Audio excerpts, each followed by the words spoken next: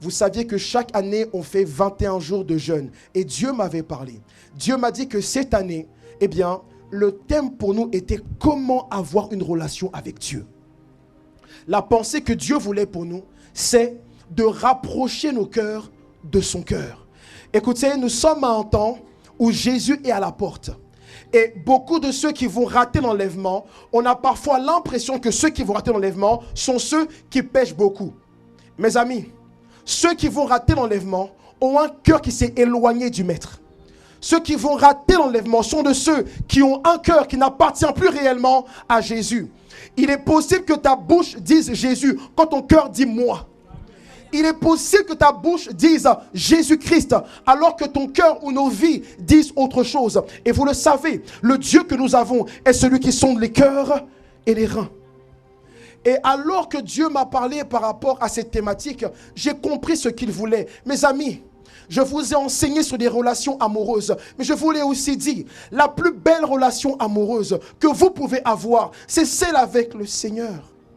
Et de nombreuses personnes aujourd'hui, vous avez des gourmands, mais les gourmands spirituels, les gourmands divins ne vous font exactement rien. Nous n'avons parfois pas de relation avec Dieu, ça ne nous fait rien. Écoutez, nous pleurons pour des hommes, nous pleurons pour des femmes, mais on ne pleure pas assez pour Dieu. Il y a même des personnes, vous avez des larmes de crocodile quand il s'agit de pleurer pour Dieu. Où sont passées nos larmes lorsque nous pleurions parce qu'on a raté même un jour de prière? Où sont passées nos larmes lorsqu'on n'arrivait pas à chercher Dieu? Où sont passées nos larmes lorsqu'on retournait si facilement dans les choses du monde?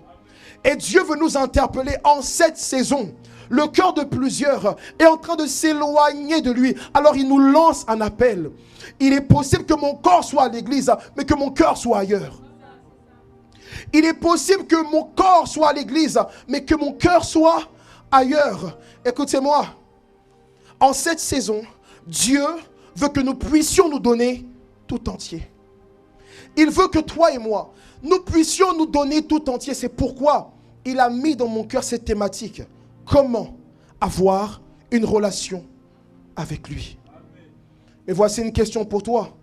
Est-ce que tu désires réellement avoir une relation avec Dieu? Écoutez, parfois le manque de relation avec Dieu est lié à un désir. Le manque de relation avec Dieu est parfois lié à un désir. Le désir est la faim. La faim est aussi la soif de Dieu. Et en cette saison, je le sens au fond de moi. Dieu désire que nous puissions tous, pasteurs, prophètes, diacres, diaconesses, peu importe nos titres, que nous tous, nous puissions nous rendre compte que nous sommes négligents dans notre relation avec Dieu. Mes frères, sœurs, il y a un temps pour faire un constat, mais il y a un temps pour changer les choses. Je ne suis pas de ceux qui passent leur temps à faire des constats. J'aime les solutions. J'aime trouver les solutions et j'aime apporter les solutions. Écoutez, j'ose croire que même si ta vie spirituelle est chaotique, il y a une solution, frère. J'ai dit, il y a une solution. Et vous devez penser comme ça. Trop de chrétiens, vous avez l'impression que votre vie est liée à aucune solution. Écoutez, lorsque vous êtes en Christ, il y a toujours une solution. Et ce n'est pas parce que la solution n'est pas visible qu'elle n'est pas là. Ce n'est pas parce que la solution est invisible qu'elle n'est pas là. Écoutez, il y a toujours une solution. Je me refuse de croire que par rapport à ma vie, à mes difficultés, il n'y a pas de solution. Écoutez, si Dieu a réussi à trouver une solution au péché, écoutez, quels sont donc les problèmes de ma vie auxquels Dieu ne pourrait trouver une solution? Le péché était le plus grand problème de l'humanité. Et pourtant, Dieu y a donné une solution. Il y a une solution au manque de Dieu dans ta vie. Il y a une solution au manque de Dieu dans ta vie. Et cette solution est peut-être cet enseignement. Est-ce qu'on m'entend? Donc durant tout le mois d'août, on parlera de comment avoir une relation avec Dieu. Mais aujourd'hui, je parle de pourquoi. Pourquoi tu dois établir ou bâtir une relation solide avec Dieu. Mon thème c'est pourquoi tu dois absolument bâtir une relation avec Dieu. Et j'insiste sur absolument. En fait, quand je mets le absolument, c'est que ta vie en dépend. Le problème, c'est quoi? C'est que vous n'avez pas l'impression que votre vie dépend de Dieu. Et moins vous avez l'impression que votre vie dépend de Dieu, moins vous le cherchez. Une personne qui sait que sa vie dépend de l'oxygène cherche à respirer. Une personne qui sait que sa vie dépend de l'eau cherche à boire. Mes amis, si je suis conscient que ma vie dépend de Dieu, j'aurai l'impression que même quand je respire, je ne respire pas parce qu'il manque Dieu. Parce que l'oxygène du chrétien, c'est la présence de Dieu, frères, sœurs. Oui! Et vous savez, désespérément, nous avons désespérément besoin de Dieu. Pourquoi? Tu dois absolument, je dis bien absolument avoir une relation avec Dieu. Dis voisin, absolument. Dis-lui absolument. Et puis vous faites absolument. En fait, lui absolument montre la nécessité, frère. Nous avons désespérément besoin de Dieu. Parfois, les gens acceptent Jésus et ils pensent que c'est fini. Frère, vous ne connaissez pas Dieu. C'est pourquoi il faut bâtir une relation avec lui. Est-ce qu'on m'entend? Oh, dis voisin, c'est quoi ta relation avec Dieu actuellement? Et il faut une réponse. Et non, c'est une question-réponse. Alors, réponds ton voisin. Dis la vérité. Dis-lui, en ce moment, je ne prie pas, c'est compliqué. En ce moment, j'ai du mal à jeûner. Dis-lui, là, les 40 jours arrivent, j'ai très très peur. Et je compte mentir. Alléluia. Est-ce qu'on me suit? Est-ce qu'on me suit? Non. Est-ce qu'on me suit? C'est quoi ça? Est-ce qu'on me suit? C'est quoi ça? J'ai dit, est-ce qu'on me suit? Merci bien, on est ensemble là. Écoutez, lorsqu'on parle de bâtir une relation avec Dieu, comprenez ceci. Seigneur, merci. Je sais que tu es là. Emmène-nous plus loin encore. Écoutez, lorsqu'on parle de bâtir une relation avec Dieu, il est question de construire quelque chose. Écoutez, vous avez besoin d'apprendre à construire votre relation avec Dieu. Et je dois vous le dire, personne ne construira votre relation avec Dieu en dehors de vous. Bien souvent, j'attends que mon pasteur, mes frères en Christ, mes sœurs en Christ viennent bâtir ma relation avec Dieu. Et c'est pourquoi il y a un type de chrétiens, ils sont full quoi? Communion fraternelle. La communion, c'est bien, mais la communion n'aide pas face à certains défis. La communion peut aider sur certains défis, mais dans d'autres, elle est inefficace. Écoutez, il y a une grande efficacité, non pas pour celui qui est en communion, mais pour celui qui prie. Mes amis, vous et moi avons désespérément besoin d'une relation avec Dieu. Et lorsqu'on regarde un peu les synonymes du mot bâtir, on a élevé, on a édifié, on a aussi établir. En d'autres termes, celui qui cherche à bâtir une relation avec Dieu, c'est une personne qui cherche à faire quoi? Qui cherche à construire sa relation avec Dieu, qui cherche à élever sa relation avec Dieu, qui cherche à établir une relation avec Dieu. Mais écoutez-moi, il y a parfois un grand problème. J'aimerais dire à une personne, parfois tu es là et tu sens au fond de toi que tu as un désir de Dieu. En fait, tu veux un plus de Dieu. J'aimerais vous dire que la première personne qui désire une relation avec vous, c'est Dieu. Lorsque vous commencez à désirer Dieu, ne pensez pas être en avance. Vous êtes en retard. En retard, pas par rapport aux hommes, mais par rapport à Dieu. Dans le sens où c'est Dieu d'abord qui vous désire pleinement. C'est Dieu d'abord qui désire une relation avec vous. Écoutez, à chaque fois que vous sentez en vous un désir de Dieu, c'est Dieu qui vous appelle. Ou plutôt, c'est Dieu qui vous révèle son désir de vous.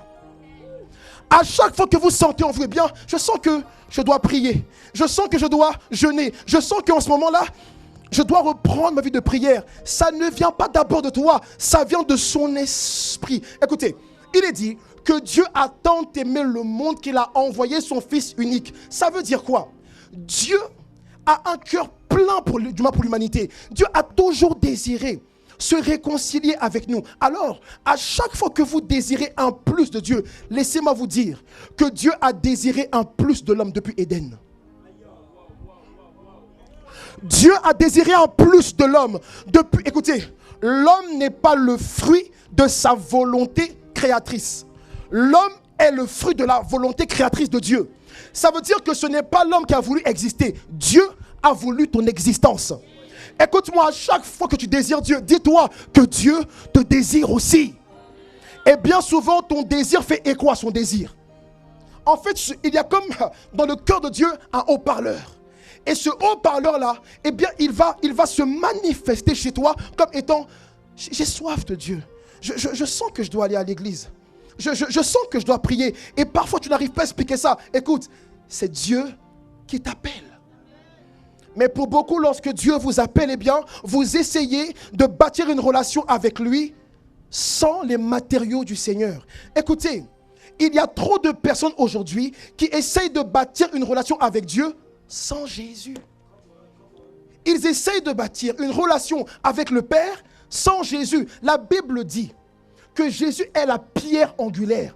Il est la pierre qui a été rejetée par les bâtisseurs. Il est dit que celui qui garde la ville, s'il garde sans l'Éternel, il la garde en vain. En d'autres termes, vous ne pouvez pas désirer avoir une relation avec le Père sans utiliser les matériaux que le Père a donnés. Jésus est le matériel de construction d'une relation avec Dieu. C'est pourquoi, mes frères, mes sœurs, il n'y a pas de relation sans réconciliation. Est-ce qu'on me suit? Il n'y a pas de relation sans réconciliation. Et je sais que plusieurs aujourd'hui, c'est l'heure de la réconciliation.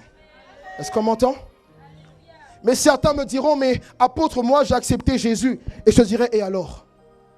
Et alors, pourquoi? Parce que certains vont dire, mais moi, eh bien, j'ai accepté Jésus. Eh bien, parfois, vous acceptez Jésus, mais vous ne grandissez pas spirituellement. Pourquoi? Parce que certains, vous avez des permis de construire qui ne sont pas du moins en activité.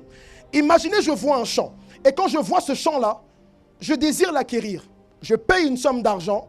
Et tous les jours, je vais au champ et je dis, mon champ, ça c'est mon champ. Mon champ. Et beaucoup de chrétiens sont comme ça. Je suis en Christ. Je suis en Christ. Je me suis baptisé. Je suis en Christ. Il y a plus. Tu es censé grandir. Tu es censé croître. Tu es censé évoluer. Tu n'es pas censé toute ta vie dire, je suis en Christ. Et je suis content. Il y a plus pour toi en Christ, mes amis. Il y a beaucoup d'entre vous. Vous n'avez pas expérimenté tout de Christ. Imaginez Christ comme étant un bâtiment. Et certains, vous êtes encore au rez-de-chaussée. Certains, vous êtes encore au rez-de-chaussée. Alors que il y a le premier, le deuxième, le troisième. Et chaque niveau vous permet d'apprendre un plus sur Dieu. Chaque niveau aussi vous fait grandir spirituellement. Chaque niveau vous emmène à une stature différente pour atteindre quoi? La stature parfaite en Jésus-Christ. Moi je suis en Christ, je suis un jeune chrétien, je fais des TikTok, on s'en bat les reins, frère. On s'en bat les reins. Tu dois grandir, tu dois grandir. Oui. Bien sûr. Louia. Écoutez-moi. Yeah. Voici 3 points sur pourquoi tu dois absolument avoir une relation avec Dieu. Voici le premier point. Prenons un livre dans le livre de Matthieu, chapitre 4, verset combien? Verset 17 à 22. Et quand tu as trouvé, dis, voisin, j'ai trouvé avant toi. Et s'il n'a pas de Bible, dis-lui, dis-lui juste, vas-y, suis avec moi. Matthieu combien? Oh, je ne t'entends pas. Matthieu combien? Oui, plus de vie. Pas des moines ici. Si un moine est tombé sur ma vidéo, un jour, moi, ils vont m'attendre. Ils vont dire, toi, tu dis souvent les moines. Hein? Ils peuvent se péter. Hein? Matthieu 4, verset 17 à... Écoutez, il faut le noter, le lire à la maison. Cependant, mon premier point est le suivant. Regardez. Jésus commence son ministère, n'est-ce pas? Et quand il commence son ministère, il est dit qu'il va se mettre à prêcher le royaume des cieux, la repentance, etc. Et quand il prêche son message, il va rencontrer certains de ses futurs disciples. Mais il est dit que ces hommes-là étaient des pêcheurs de poissons. Ils étaient là chaque jour, ils étaient assidus à la pêche. Mais écoutez, à cette époque, eh bien, le métier que ces gens avaient était bien souvent des métiers de père en fils. En fait, c'était des métiers familiales. Et il y avait aussi un savoir-faire de famille. Écoutez, mon point est le suivant. Jésus les rencontre et il leur dit, suivez-moi et je ferai de vous quoi? Des pêcheurs d'hommes. Mais Jésus, qu'est-ce que tu racontes? Qu'est-ce que tu veux leur dire par là? Mon point est le suivant. Vous avez besoin d'une relation avec Dieu. Afin de quoi? Afin de découvrir le vrai sens de votre vie. afin de découvrir votre vraie raison de vivre. Mes amis, il va rencontrer les disciples. Et ces hommes-là avaient l'impression que leur raison de vivre était quoi? De pêcher le poisson. C'est ainsi que plusieurs ici, vous sentez au fond de vous que la vie que vous menez n'est pas réellement votre vie. Est-ce qu'on m'entend? Vous sentez au fond de vous que, c'est vrai, je vais à l'école, c'est vrai, je travaille, mais au fond de toi, tu as l'impression que malgré la vie que tu vis, il y a une autre vie en dehors de celle-ci, mais tu n'arrives pas à la trouver. J'imagine un peu ces pêcheurs de poissons. Ils pêchent le poisson lundi, mardi et mercredi, et à un moment donné, ils se disent, mais en eux-mêmes, est-ce que ma vie se résume à pêcher le poisson? Poisson pané ou tilapia? Le poisson de garba? Est-ce que ma vie se limite à ça? Bon, mon père a fait ça, donc autant le faire. Écoutez, plusieurs aujourd'hui, vous ne vivez pas votre vie. Vous vivez la vie de vos parents. Certains aujourd'hui, malheureusement, vous êtes en train de vivre les rêves d'autres personnes. Il y a même des gens, vous avez fait des études par rapport à ce que tonton tata a dit des études. Mais tu sens au fond de toi qu'il y a autre chose en toi. Tu sens qu'il y a autre chose, mais tu n'arrives pas à découvrir. Pourquoi? Parce que tu n'as pas de relation avec Dieu. Écoutez, c'est au contact de Jésus qu'ils se sont rendus compte que mais la pêche de poissons, mais c'est pas ça le sens de notre vie. Ils vont se rendre compte que pêcher le poisson matin, midi et soir, c'était pas réellement leur vie. En fait, la pêche de poisson n'était pas liée à leur vie, mais à leur mort. Comprenez que c'est une fois que vous rencontrez Jésus que vous venez à la vie. Et quand vous venez à la vie, il vous montrera le sens de votre vie. Et eux, ils sont là, ils vont entendre, suivez-moi. Mes amis, il n'a jamais été dit, ils ont réfléchi. Ils n'ont même pas réfléchi. Ils avaient des filets, on va dire, suivez-moi. Il leur a dit, suivez-moi. Aussitôt, ils sont partis. Pourquoi? Parce qu'au fond d'eux, ils avaient une aspiration. Ils avaient un désir. Ils avaient le désir de découvrir quel est le sens de ma vie. Et je sais que beaucoup vont vous poser des questions par rapport à cela. Mais ces questions-là ont des réponses dans la présence de Dieu, mes amis. Il y a des réponses que vous n'aurez jamais si vous n'allez pas dans la présence de Dieu. Écoutez, aujourd'hui, la plupart des réponses que nous espérons avoir, c'est sur Google. Je fais un test de personnalité. Mais il y a ta personnalité dans la présence de Dieu, frère. Il y a ce que tu es, ce que tu dois faire, là où tu dois aller dans la chambre haute. C'est bizarre. Je ne quitte pas une chambre, mais il me fait voyager. Je ne quitte pas la chambre, mais il me dit, je suis ton Dieu et je ferai ceci de toi. Je t'emmènerai là-bas. Mes amis, je sais ce que ça fait que de vivre une vie et on sent au fond de nous que ce n'est pas notre vie. Oh, j'allais à l'école comme plusieurs, j'étais au lycée, je venais fraîchement d'accepter Jésus, mais je sentais dans mon cœur que il y avait une autre vie pour moi. Déjà avant Jésus, quand j'étais à la cité, quand on fumait et buvait, je vous l'ai dit plusieurs fois, je sentais qu'il y avait une autre vie pour moi. Mais la question est, où était cette vie? Elle était où cette vie? En fait, j'ai essayé de la chercher par mes forces. Or, il voulait me permettre de trouver mon chemin par sa force, qui était sa vie en moi. Et j'étais là, mais que dois-je faire de ma vie? Et des fois, j'étais avec mes gars, je les regardais, ils étaient heureux. Je me disais, mais pourquoi je ne suis pas autant heureux que dans le monde? Et des fois, ils disaient, mais toi, Maka, c'était mon blaze, t'aimes les meufs. Écoutez, c'est vrai, il y avait ça. Mais dans mon cœur, je savais qu'il y avait autre chose pour moi. J'ai toujours su, mais où était cette chose? Elle était cachée en Christ Jésus. Et quand j'accepte Jésus, mes amis, que se passe-t-il? Je vais toujours au lycée, je fais mes études. Mais je sens qu'il y a autre chose pour moi. Je l'ai toujours senti. Et quand j'en parle autour de moi, on se moque de moi. On ne croit pas. Le problème, c'est quoi? C'est que vous voulez que votre avenir soit aiguillé par des hommes qui ne connaissent même pas leur avenir. Vous allez parler à des gens qui n'ont pas de relation avec Dieu et qui vont seulement parler sur base de quoi? De ce qu'ils pensent de vous. Mais ce que tu penses de moi n'est pas son plan. Ce que tu penses de moi n'est pas toujours une vérité absolue. Mes amis, j'avais en moi un désir profond de marcher avec Dieu, de faire des choses pour lui. Cependant, je ne savais pas où est-ce que je devais aller. Et comme les disciples, quand j'ai eu un signe du Seigneur, aussitôt, j'ai tout abandonné et je commençais à servir mon Dieu. Mes amis, ne pensez pas une seconde que en ayant une promotion au travail, vous serez plus épanoui. Parfois, vous liez votre épanouissement à l'argent. Or, votre épanouissement est lié à la découverte de ce pourquoi vous êtes fait. Il est possible de découvrir ce pourquoi je suis fait sans beaucoup gagner et être heureux.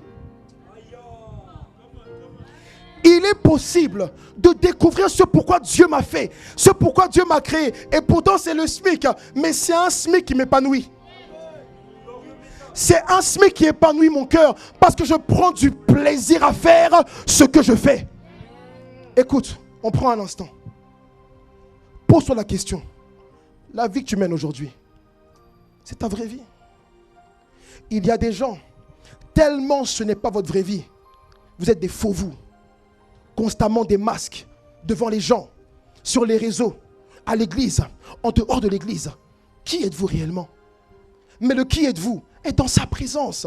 Je l'ai dit, lorsque nous cherchons Dieu, n'attendons pas seulement que Dieu se révèle à nous. Lorsque nous allons chercher Dieu, Dieu doit nous révéler. Dieu doit nous dire qui nous sommes. Seigneur, si tu ne me révèles pas, ce sont les hommes qui vont me donner une identité. Si tu ne me révèles pas, ce sont mes problèmes qui vont me donner une identité. Si tu ne me révèles pas, ce sont mes complexes qui vont me donner une identité. Mais quand toi tu parles, ta voix est si forte. Quand toi tu parles, ta voix est si claire. Quand toi tu parles, ta voix est si douce. Quand toi tu parles, ta voix est si limpide.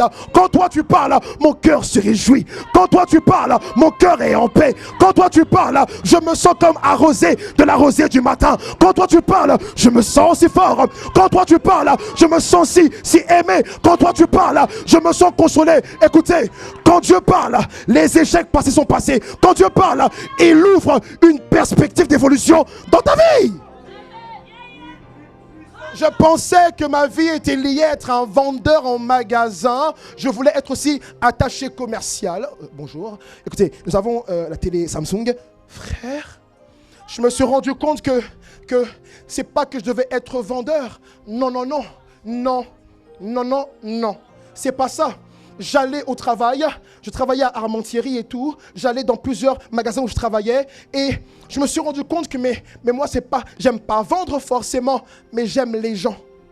J'aime les gens et j'ai commencé à découvrir peu à peu ce à quoi Dieu me destinait. Frère, sœur, tu as besoin de découvrir ta vraie vie, car ta vraie vie peut bénir ta vie.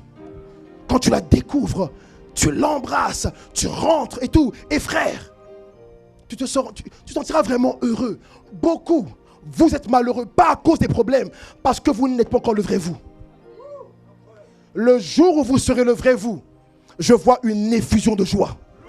Le jour où vous serez le vrai vous, je vois une effusion de bénédiction, parce que il y a des bénédictions qui ne viennent pas, car elles savent que si elles viennent, tu les fouleras aux pieds. Tu ne pourras pas les supporter. Mais je déclare et décrète au nom de Jésus. Quand je dis je déclare et décrète dans cette saison que le Seigneur va révéler à plusieurs le vrai sens de leur vie. Je déclare et décrète au nom de Jésus qu'en cette saison, Dieu va révéler à plusieurs le vrai sens de leur vie. Prie en langue. Je déclare et décrète qu'en cette saison, Dieu va révéler le sens de ta vie. Il va te révéler ta vraie vie et ta vraie raison de vivre. Vous savez, il est possible d'avoir une raison de vie imposée par les gens qu'on côtoie. Et tu vas croire que c'est un appel, or c'est un appel imposé. Tu vas croire que c'est un appel, or c'est un appel imposé. Seigneur, tu dois parler. Tu dois dire quelque chose. Parce que la santé de mon cœur en dépend. La santé de mon âme en dépend. La santé de mes pensées en dépend. Tu dois dire quelque chose. Frère, sœur, Dieu parlera. J'ai dit Dieu parlera. J'ai dit que Dieu parlera. Oui. Dieu.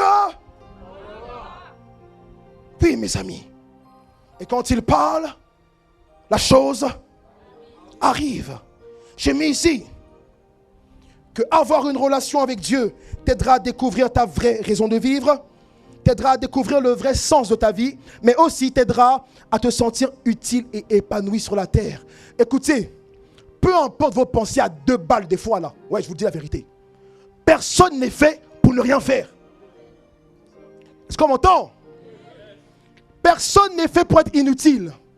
C'est juste que parfois, tu dois découvrir le vrai sens de ta vie. Et quand tu découvres le vrai sens, tu découvres tes fonctions. Personne n'est fait pour être inutile. Ça n'existe pas, les gens inutiles. En fait, si tu es inutile, soit c'est ta volonté ou c'est un manque de connaissance par rapport à ce que tu es. Lorsque Dieu permet à un être humain de venir sur terre, c'est pour un but. Quelque chose de précis. Oh, je prie que Dieu t'aide à découvrir le but de ta vie. Je prie que mon Dieu, le Dieu de mon appel, t'aide à découvrir le but de ta vie. Alléluia. Donc premièrement, il te faut absolument une relation avec Dieu afin que tu puisses découvrir le vrai sens de ta vie ou ta vraie raison de vivre. Imaginez, les apôtres, les premiers disciples se disaient en eux-mêmes que eux, ils étaient quoi? Des pêcheurs de poissons. En gros, des tueurs de poissons. Jésus arrive, il dit, vous n'êtes pas des tueurs, mais des porteurs de vie. Tu vois, la perception change. Moi, je pensais que je devais donner la mort, mais quand il me révèle ce que je suis réellement, il me fait comprendre que j'ai des capacités insoupçonnées. Ici, il y a des gens, comme vous avez des difficultés avec le français, vous avez l'impression que vous ne devez pas écrire de livre. Dieu ne vous utilise pas sur base de votre connaissance de vos capacités. Il va vous utiliser en vous révélant ce que lui a mis en vous. Tout ce que vous pensez savoir de vous, des fois, est faux. Tout ce que vous pensez parfois savoir de vous est totalement faux. Alors, Dieu peut dire à un homme, tu es là, tu es pris, tu es seul, et tu sens que toi, un gars comme toi, une femme comme toi, doit écrire un livre. Hein? Seigneur, j'avais des 0 en maths. Pourquoi tu me parles du passé? Pourquoi tu me parles de l'ancien toi? Hé, Simon, je ne parle pas à toi. Je parle à Pierre. Simon, je ne parle pas à toi. Je parle à Pierre. Et c'est sur cette pierre que je bâtirai mon église. Seigneur, j'ai l'impression que moi, je ne pourrais pas écrire de livre. J'ai l'impression que moi, le projet que tu as mis dans mon cœur, tais-toi, tais-toi, tais-toi. Seigneur, je ne sais pas comment tu vas le faire, mais fais-le. Fais-le. C'est ça la bonne prière. Arrêtez des prières qui tuent les destinées, mais ayez des prières qui les déclenchent. Je ne sais pas comment tu le feras. Oui, je suis faible. Oui, j'ai encore des faiblesses. Mais je sais que tu es capable de l'impossible. Tu es capable de l'extraordinaire. Seigneur, est-il possible que ma vie puisse aussi servir d'extraordinaire? Est-ce qu'il est possible que ma vie ordinaire soit aussi extraordinaire? S'il est possible, oh, fais-le. S'il est possible, fais-le, Seigneur. La relation avec Dieu peut révéler ta vraie vie. Est-ce qu'on me suit? Acclamons Dieu très fort.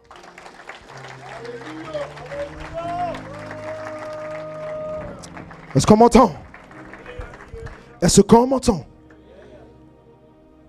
Deuxième point pour vous, mes frères et mes sœurs, il n'y en a que 3. La relation avec Dieu est aussi importante pour ce deuxième point, pour garder votre cœur face au cœur des hommes. Je reprends. Pour garder votre cœur face au cœur des hommes. Vous devez absolument avoir une relation avec Dieu afin que vos cœurs puissent affronter le cœur des hommes. Je veux dire quoi par là? Mes amis, dans la parole, il va dire ceci. Il est dit que David était l'homme selon le cœur de Dieu. C'est ça ou pas? Que David était quoi? Mais il y a une grande révélation. C'est que, mes frères, mes sœurs, ce que Dieu attend de vous et moi, c'est que bien que nous avons accepté Jésus, nous devons nous dépouiller de notre cœur. Dieu ne veut pas que ses enfants marchent avec leur cœur, mais que ses enfants marchent avec son cœur. Écoutez, prenons un verset dans Jérémie 17, 9, il est dit que le cœur de l'homme est tortueux. Je vous lis le verset. Donc vous devez absolument avoir une relation avec Dieu pour garder votre cœur face au cœur des hommes. Mais Jérémie 17,9 dit, le cœur est tortueux par-dessus tout et il est méchant. Qui peut le connaître? Je reprends. Le cœur de l'homme est tortueux par-dessus tout. Il est méchant. Qui peut le connaître? Jérémie 17 au verset 9. J'ai mis que bâtir une relation avec Dieu vous permet de cultiver, de développer son cœur en vous. Pourquoi? La plupart du temps, vous avez des blessures. Vous êtes offensé par les paroles ou les actions des gens qui vous, du moins de votre entourage ou qui vous côtoient, même des inconnus. En fait, beaucoup de chrétiens, bien souvent, votre cœur est facilement offensable.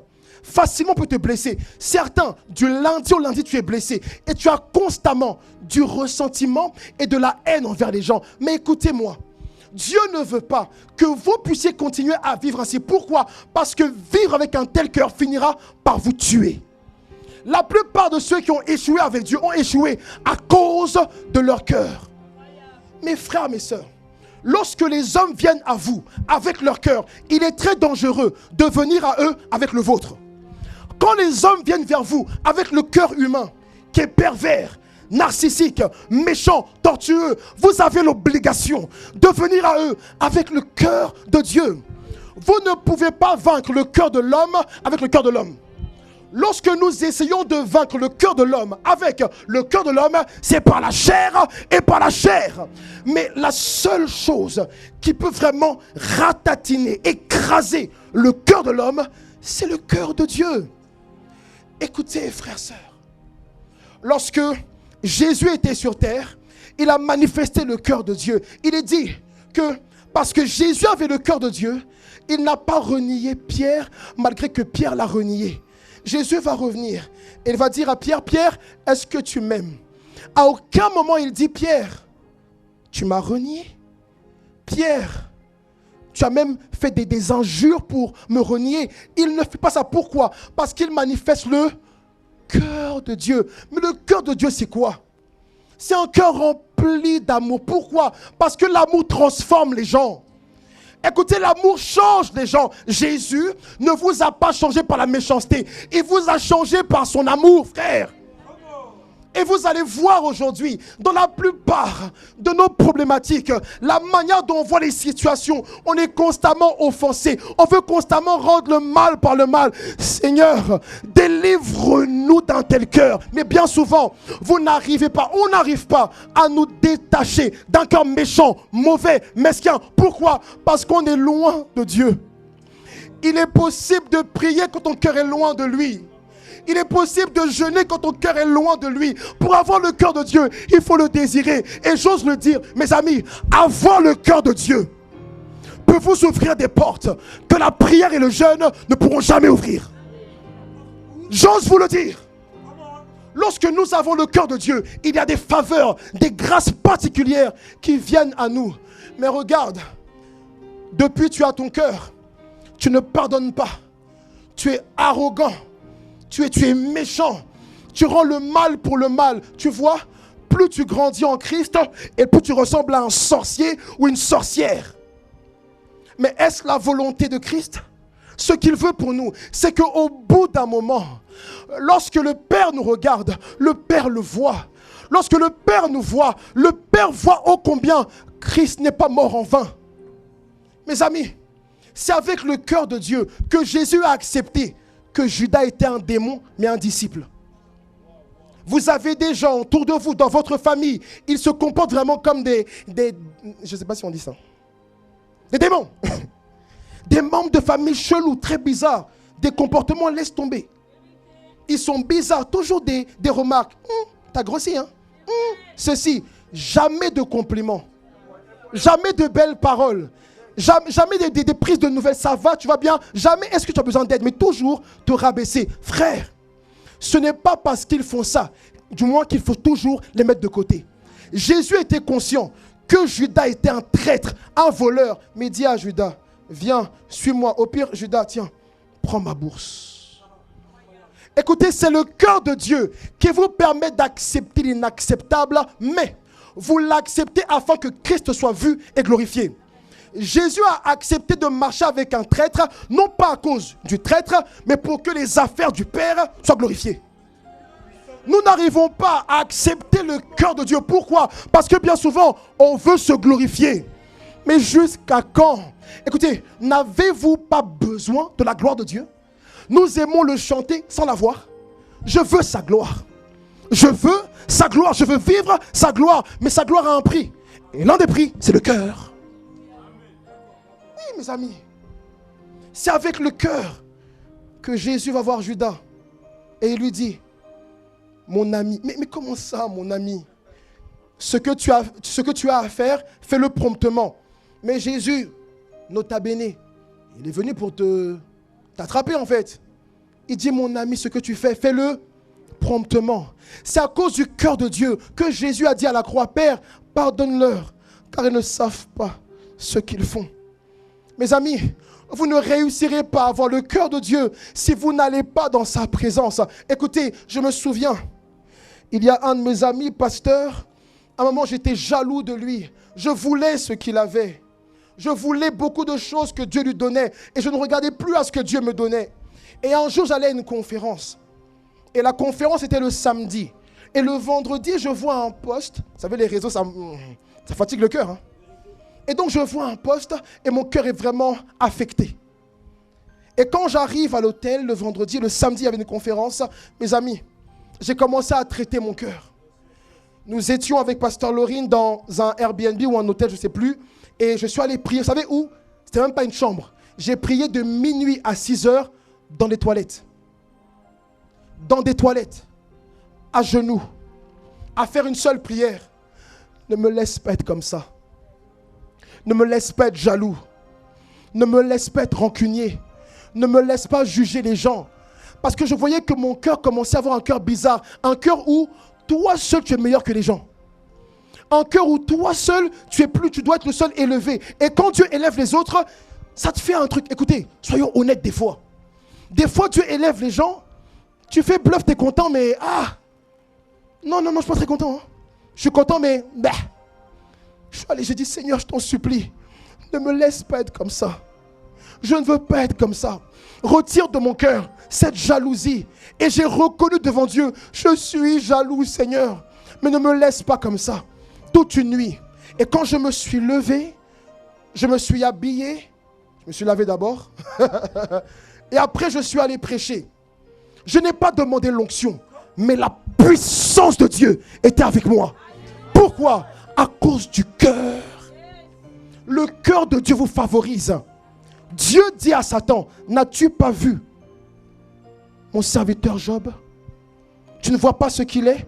Il est droit et intègre. Mes amis, votre cœur, si vous le gardez, ce n'est pas d'abord à cause des gens, mais c'est à cause de Dieu qui y prend plaisir. Et quand Dieu prend plaisir à votre cœur, il ouvrira des portes que vos prières ne peuvent pas ouvrir. Oui, mes amis. Et la Bible dit, gardez votre cœur plus que tout. Mais pour garder son cœur, il faut aller dans la présence de Dieu. Regarde mon cœur. Il dit, venez à moi, vous tous qui êtes quoi? Fatigués et... Mais des fois, tu es constamment fatigué. Des problèmes, en veux-tu, en voilà. Seigneur, regarde mon cœur, il est lourd. Et certains, votre cœur est constamment lourd. Certains ici, vous avez un cœur fragile. À la première mauvaise nouvelle, tu es en panique. À la première déception, tu n'es pas bien. Écoutez, garder son cœur, c'est le fortifier en Christ. Garder son cœur, c'est lui donner une certaine maturité. À telle enseigne que je sais que certaines choses doivent m'arriver, mais je ne réagirai plus comme avant. Pourquoi? À cause du cœur de Dieu.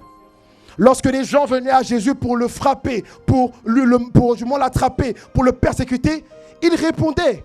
Mais il ne s'énervait pas. Pourquoi? Parce que son cœur avait accepté que sa vie était liée à la persécution. Il vous faut le cœur de Dieu. Mais pour cela, vous avez désespérément besoin d'une relation avec lui. Est-ce qu'on m'entend? Acclame encore le Seigneur, s'il te plaît. Non, acclame réellement. Tu acclames comme un enfant de 5 ans.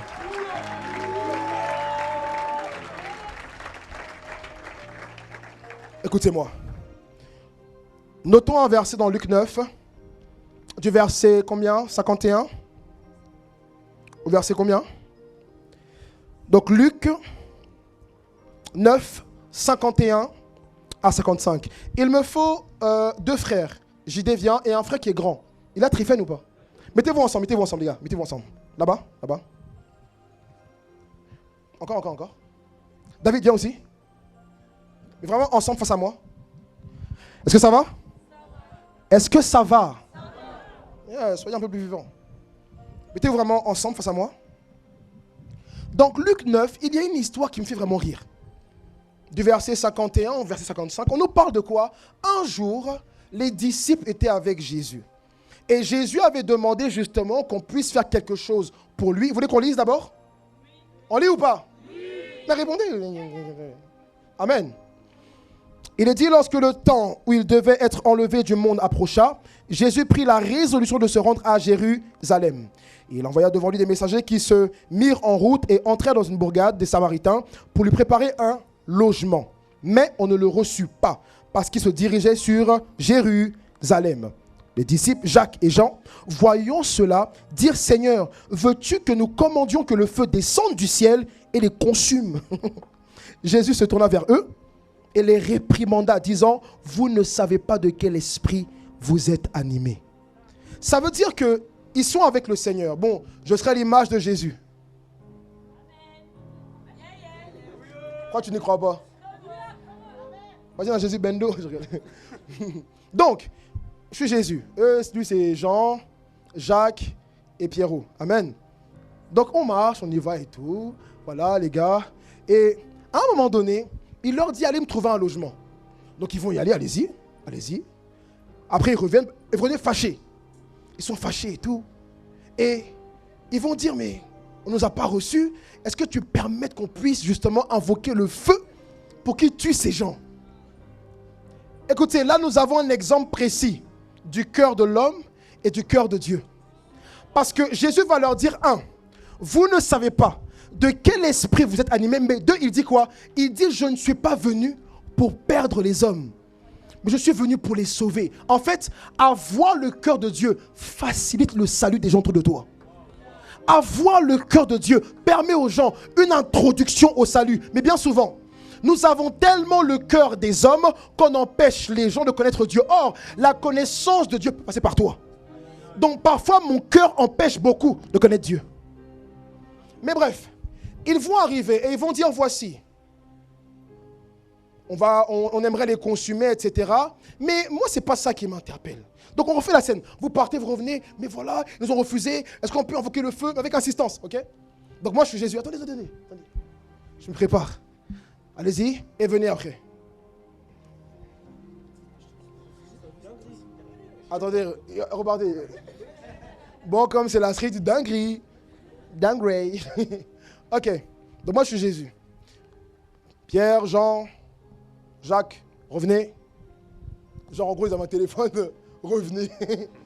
Alors, la mission. Ils ne veulent pas de nous parce qu'on va à Jérusalem. Ah bon? Donc ok. on va invoquer le feu. Le feu? C'est une bonne idée. Est-ce que tu veux qu'on invoque le feu et qu'on le fasse descendre sur eux?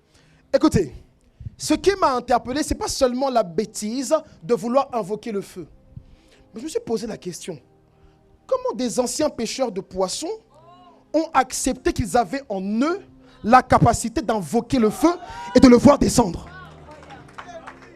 Je me suis dit, mais attendez, mais pour qui ils se prennent cela? Ils avaient l'assurance que s'ils décidaient d'invoquer le feu allait... Ils n'ont pas dit, écoutez, ils n'ont pas dit: est-ce que tu peux le faire toi? Veux-tu que nous invoquons le feu pour qu'il puisse les consumer? Écoutez, vous devez absolument bâtir une relation avec Dieu, sinon vous ne vivrez pas le surnaturel de Dieu. Mes amis, allez-y, écoutez-moi, frères, sœurs. Tous ici, vous avez besoin d'une vie surnaturelle. Écoutez, j'ai l'impression que plus le monde avance et plus les chrétiens sont en train de se satisfaire d'une vie naturelle. À telle enseigne que dès que nous sommes malades, on pense d'abord au médecin. On ne pense même plus à l'imposition des mains qui est une médecine du royaume. Maintenant, un frère dit, je suis malade, on dit que tu te fortifies. Quoi? Que Dieu te fortifie. Vous pensez que les apôtres parlaient ainsi? Oh, je suis malade, tu as consulté, c'est vrai. Allez consulter, mais où est la puissance de Dieu? Il y a la puissance qui est manifestée par grâce, c'est vrai, mais il y a la puissance qui découle de la relation avec Dieu. Ces hommes-là n'étaient même pas conscients qu'eux aussi pouvaient faire ce genre de choses, mais à force de marcher avec Jésus, en fait, ils étaient en relation avec une dynamite du surnaturel. Ils passent de péché poisson tous les jours à guérison, délivrance. On voyait quoi encore? Les sourds entendent, les aveugles voient, les boiteux marchent, les paralytiques se lèvent, les morts ressuscitent. Ils se sont dit, mais attends, c'est quoi ce beans là? Dans quoi on s'est embarqué? Mes amis, lorsque vous n'avez pas de relation avec Dieu, voilà une chose qui se passe. Vous perdez le désir du surnaturel et vous commencez à devenir des chrétiens naturels. Pour vous, tout est rationnel. Tout a une suite logique. Mes amis, la foi en Christ doit avoir aussi des choses illogiques. Comment tu expliques la multiplication des pains? Comment tu expliques la pêche miraculeuse? Non, moi je crois que les choses doivent être scientifiquement. Ici c'est pas l'islam, ici c'est Jésus. Et les gens sont en mode, non mais moi dans ma religion, on a la science explique, ok. Dans toute la Bible, la science peut expliquer. Mais nous devons savoir les choses où la science ne comprend pas, où la science n'a pas son pied, où la science ne sait même pas quoi dire. Elle dira seulement, écoutez, nous sommes scientifiques. Nous avons étudié, mais ça c'est le doigt de Dieu. Nous avons étudié. On a fait des études. Madame, vous êtes venue avec un cancer, une boule dans le sang. On devait vous opérer, mais ça c'est le doigt de Dieu. Monsieur, on avait diagnostiqué un cancer au niveau de je ne sais où, mais je ne comprends pas. On a commencé la chimio et normalement il reste encore plusieurs rendez-vous. Monsieur, ça c'est le doigt de Dieu. Mais madame, vous avez été diagnostiquée stérile. Mais comment se fait-il que après 5 ans, après 6 ans, vous comptabilisez 3 enfants? Ça c'est le doigt de Dieu. Mais je ne comprends pas, monsieur. Vous avez fait un accident, vous êtes mort, mais pourquoi me parlez-vous? Ok, ça c'est le doigt de Dieu. Mais je ne comprends pas.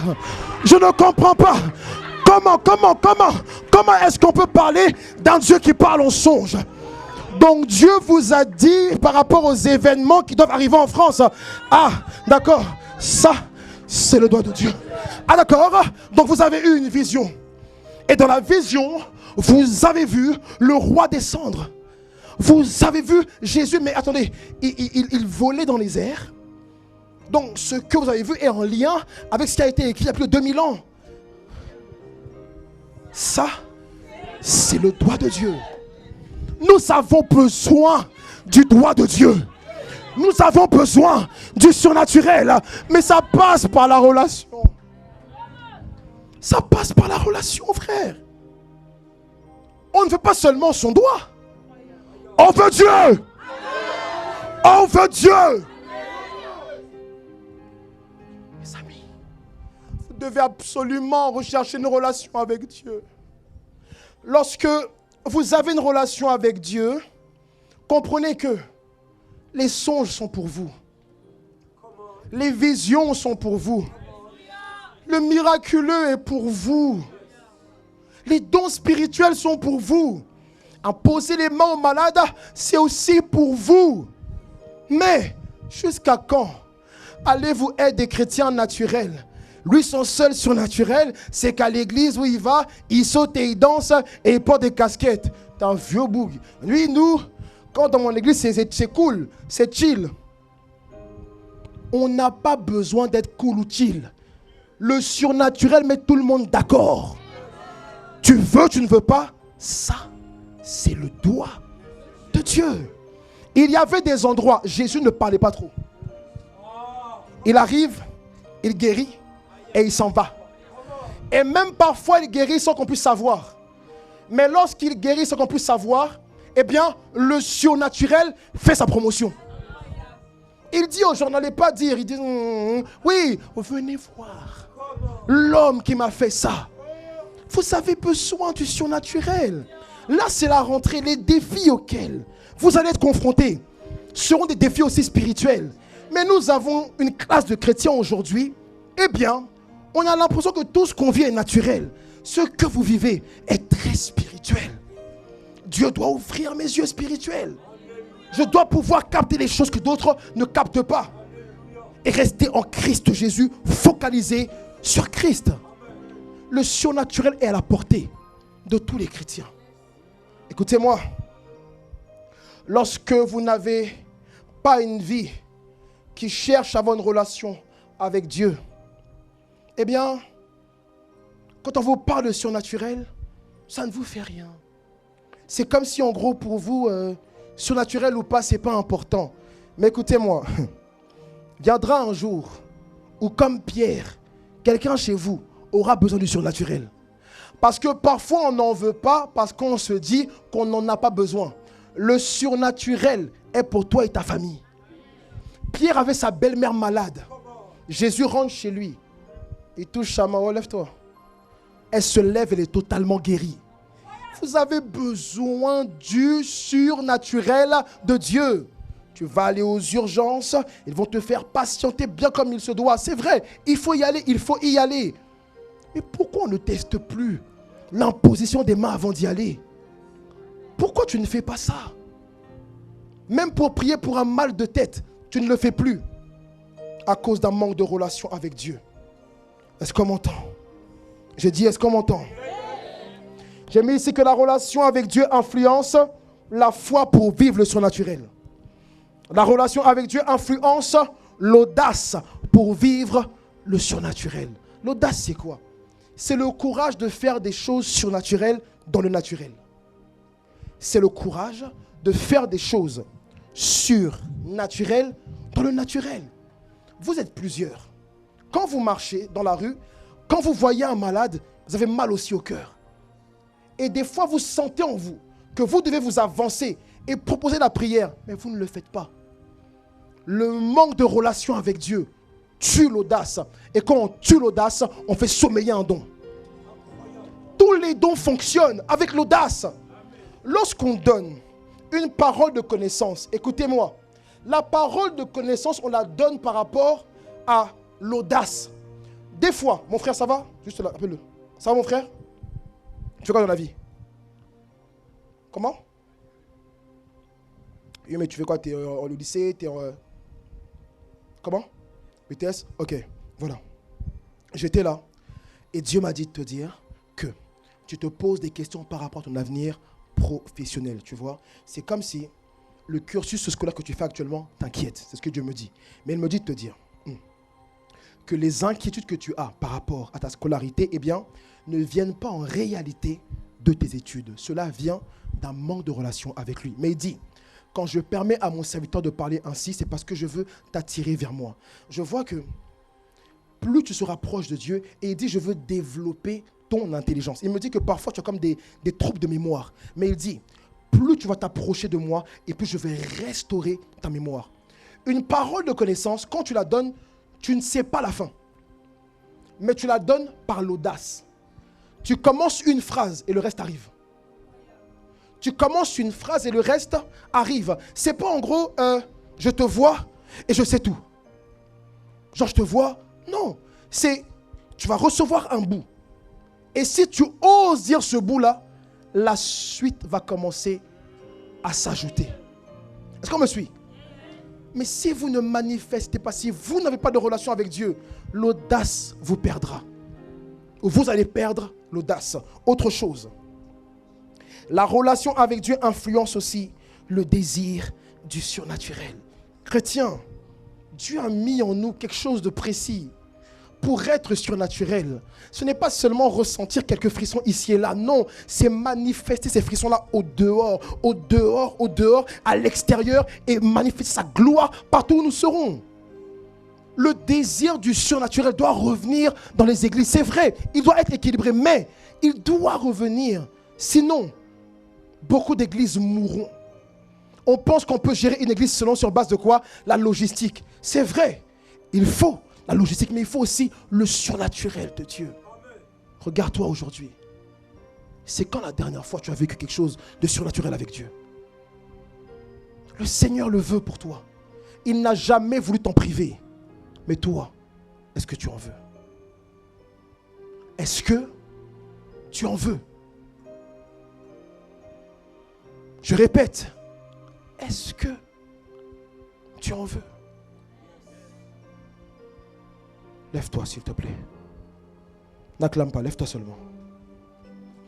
Écoutez-moi. Nous allons prier. Et après cette prière, tu verras comme ta soif pour Dieu être littéralement galvanisée. Tu verras ta soif pour Dieu être littéralement galvanisée. On va faire quoi? On va s'avancer. Mais pas n'importe comment. Ceux qui sentent qu'en cette saison, il leur faut un plus de Dieu, avancez-vous. Si j'étais toi, j'allais courir même. Que ta gloire m'inonde. Yes. Que ta gloire m'inonde. De sorte Que plus jamais je sois aimé. Encore une fois, que ta gloire. Que ta gloire m'inonde. Yeah. Que ta gloire m'inonde. De sorte que plus jamais je sois aimé. Encore une fois, que ta gloire. Que ta gloire m'inonde. Est-ce qu'on peut réellement chanter? Que ta gloire m'inonde. De sorte que plus jamais je sois aimé. Encore une fois, chantons ce chant. Que ta gloire. Avancez-vous jusqu'à la chair, jusqu'à la chair. Yeah. Que ta gloire m'inonde. De sorte que plus jamais je sois élevé. Encore une fois, que ta gloire. Que ta gloire m'inonde. Allons-y. Que ta gloire m'inonde. De sorte que plus jamais je sois élevé. Que ta gloire m'inonde. Que ta gloire m'inonde. Que ta gloire m'inonde. De sorte que plus jamais Encore. je sois élevé. Que ta gloire. Que ta gloire. Que ta gloire m'inonde. Allons-y. Que ta gloire m'inonde. De sorte que plus jamais je sois élevé. Écoute, mets une main sur ton ventre. Mets une main sur ton ventre. Mets-moi des plus de pads, plus de swing, c'est trop faible pour moi. Fada bradosh. Hekahavaha. Zopalaga hedebes. Garde une main sur le ventre, Saparabre, sakata, je t'en prie, ne sois pas distrait. Une main sur le ventre. Chatalabrasi. Une main sur le ventre, tu peux fermer les yeux, une main sur le ventre. Rabasso palaba. Je vous dis qu'une soif particulière, je vous dis la vérité, parce que cette soif qui est en moi va tomber sur vous. Je vous dis que cette soif qui est en moi va tomber sur vous. Saprevo sapatikete. L'obragate les bende les bochaka. Yebarababa sopravikete. Zoparabache. Je vous dis la vérité, cette soif qui est sur moi va tomber sur plusieurs. Sapaboche. Itele bobo soparagose. Les propabobo soparagose. Écoute, tu as prié avec moi. Dis Père, Père, je me repens je me repens de la négligence de la négligence dont j'ai fait preuve dont j'ai fait preuve dans ma relation dans ma relation avec toi. avec toi. Père, Père, je me repens. je me repens. Ah, je vous dis que plusieurs seront saisis par la présence de Dieu. Je vous dis que en fait ce message est un appel. Ce message est un appel. Il y a plusieurs. Dieu vous appelle au ministère de l'intercession. Je vous dis, Dieu ne va pas vous lâcher. Dieu ne va pas vous lâcher. Dieu ne va pas vous lâcher. Dis, je me repens Je me repens de la négligence de la négligence de notre relation. de notre relation. Or, je sais, Or, je sais, au fond de moi, au fond de moi, j'ai désespérément j'ai désespérément besoin de toi. besoin de toi. J'ai désespérément J'ai désespérément besoin de ta présence. besoin de ta présence. Alors aujourd'hui, Avec mes mains posées sur mon ventre, avec mes mains posées sur mon je ventre, t'en supplie. je t'en supplie. Allez, mets tes mains avec les mains sur mon ventre. Avec mes mains sur mon ventre, Je t'en supplie. je t'en supplie. Crée en moi Crée en moi une faim, une faim, une faim, une faim, une faim, une faim et une soif, et une soif ardente, ardente de ta présence. de ta présence. Crée en moi, Crée en moi un désir, un désir incontrôlable, incontrôlable de te chercher, de te chercher dans la prière, dans la prière, dans le jeûne, dans ta parole. dans ta parole. Crée en moi, Crée en moi un profond désir, un profond désir. Saint-Esprit, Saint-Esprit, Saint-Esprit, Saint-Esprit, Saint-Esprit, Saint-Esprit, Saint-Esprit, Saint-Esprit, donne-moi donne-moi ce désir, ce désir profond, profond de chercher Dieu. de chercher Et Dieu. maintenant, Et maintenant, je reçois je reçois l'onction je reçois qui me l'onction permettra qui me permettra de chercher Dieu, de chercher Dieu le jour, la nuit, le midi, le midi, en tout temps, en tout temps, en tout temps, en tout temps. Saint-Esprit, Saint-Esprit, remplis-moi remplis-moi d'une soif particulière, d'un désir particulier. Saint-Esprit, remplis-moi d'une soif, d'une soif, d'une soif, d'une soif, d'une soif, d'une soif, d'une soif, d'une soif, d'une soif, d'une soif, d'une soif, d'une soif, d'une soif, prière, prière, prière, prière.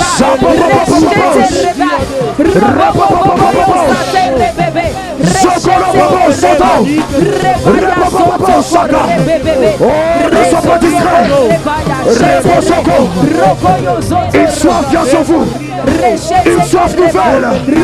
Un désir nouveau. Est-ce que tout le monde peut prier? Réponse au palis. Les profonds sur le bouche. Les profonds. Bravo, Soko. Les caboches. Les caboches. Prière, prière, prière, prière, prière, prière, prière, prière,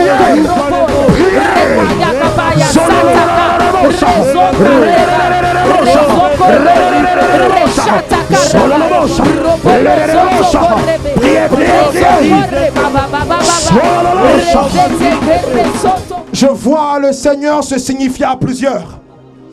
Alors que ces personnes ont posé leurs mains sur leur ventre, une onction nouvelle vient sur elles. Une onction nouvelle vient sur vous. Maintenant, la puissance de Dieu, elle vous saisit. Maintenant, je vois des gens qui ont des pieds comme en feu. Des pieds qui sont comme en feu. Des pieds en feu. Des entrailles qui brûlent. Vos entrailles brûlent. C'est la présence de Dieu. Saint-Esprit, révèle-les. Saint-Esprit, révèle-les. Je te vois prier plus qu'une heure. Je te vois prier plus que 2 heures. Je te vois prier plus que 3 heures. L'Esprit me dit qu'il vous donne une onction de persévérance en prière. Il vous donne une onction de consécration. Recevez-la. Recevez-la. Recevez-la. Recevez-la. Elle vous conduira à prier encore et encore. Elle vous conduira à le chercher, à le désirer. Elle vous conduira à vous cacher pour l'entendre et pour le voir. Zopalakate, les broposoko, l'ail de brosopo, la calaboso, brekatabosa, Mikey, Zopalataish. Il le fait. Il le fait. Il le fait. Il le fait. Il le fait. Même ce soir, quand tu rentreras chez toi, même dans ta voiture, tu seras en train de prier par l'Esprit. Quand tu rentreras ce soir, tu auras du mal à dormir parce que l'Esprit te poussera à prier. Durant toute cette semaine, un esprit de prière particulier sera sur toi. Un esprit de prière particulier sera sur toi.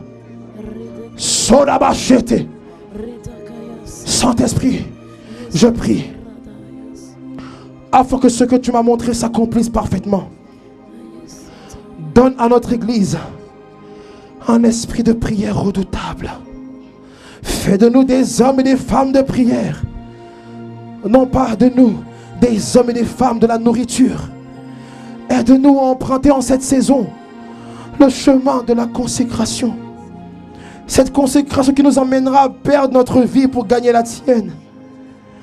Oh, fais de nous des assoiffés. Fais de nous des assoiffés. Fais de nous des assoiffés. Fais de nous des assoiffés. Des assoiffés. Des assoiffés. Des assoiffés. Gardons ce silence sous le son du piano et le Saint-Esprit parlera dans le cœur de plusieurs maintenant.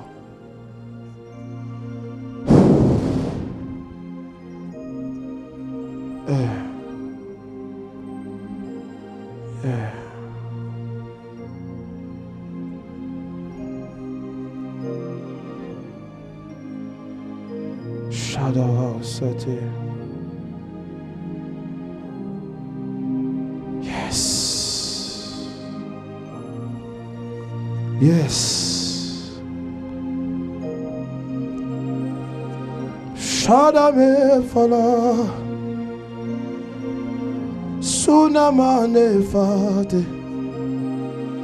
Shalamaila selamande.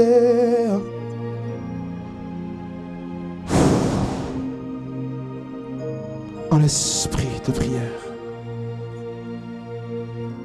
Un esprit de prière. Oh, Shadavos.